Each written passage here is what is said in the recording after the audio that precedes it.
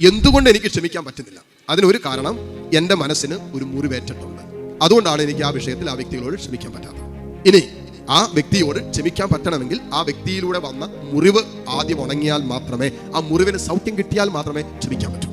ഇനി ആ മുറിവുകൾക്ക് സൗഖ്യം കിട്ടണമെങ്കിൽ വേറൊന്നിനും നമ്മെ സുഖപ്പെടുത്താൻ പറ്റില്ല.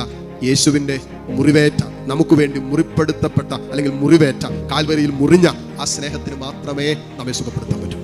അതായത് ഒരു മുറിവേൽക്കുമ്പോൾ നമ്മൾ എന്ത് ചെയ്യണം? കർത്താവിൻ്റെ തിരുമുറിവിലേക്ക് നോക്കണം. ആ മുറിവുണ്ടായത് എന്നോടുള്ള സ്നേഹത്തിൽ തന്നെയാണ്.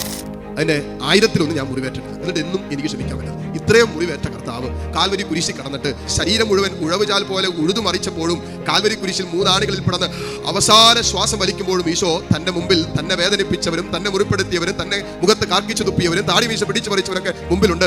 അവരെ നോക്കിയിട്ട് ഈശോ പറഞ്ഞു, ഇവർ ചെയ്യുന്ന അറിയുന്നില്ല, ഇവരോട് ക്ഷമിക്കണമേ. ഇത് പരിശുദ്ധാത്മാവ് ഉണ്ടെങ്കിലേ പറ്റും.